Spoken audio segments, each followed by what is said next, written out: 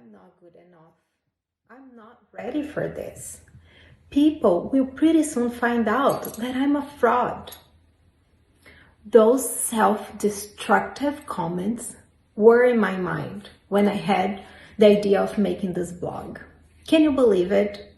It was a mix of excitement because I was finally taking the first step towards pursuing a dream of mine, but it came with self-doubt wrapped up by a lack of confidence. I called my good friend and mentor to share my feelings with her and get some guidance. And she said, Lu, our inner critique often shows up in our thoughts when we get a big opportunity. What I was feeling, it's called imposter syndrome. It's the feeling we have in which you lack confidence. You feel that you are not competent enough for the challenge ahead of you, or a promotion, or even a compliment that people are giving you. You literally feel like you are an imposter. And people will soon find out that you are indeed a fraud.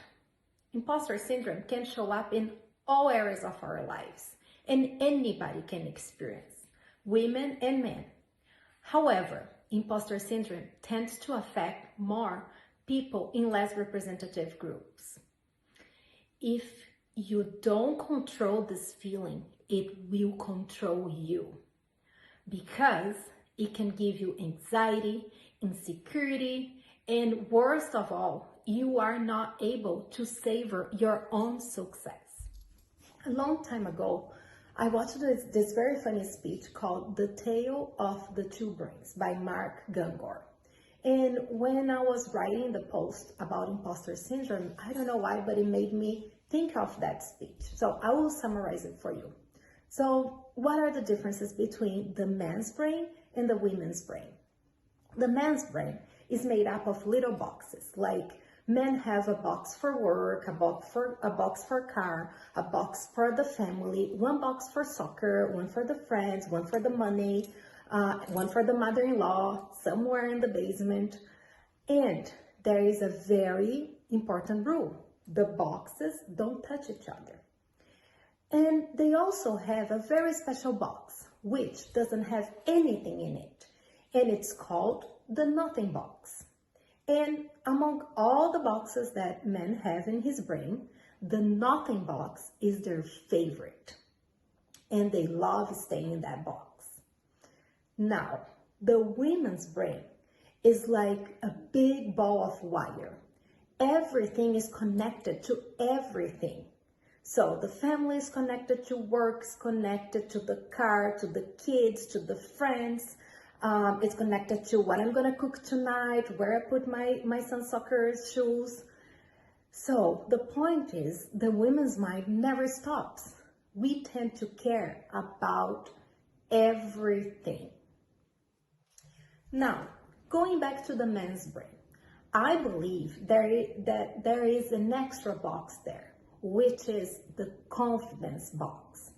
The box might get empty once in a while, but you give them a compliment and the box gets full right away.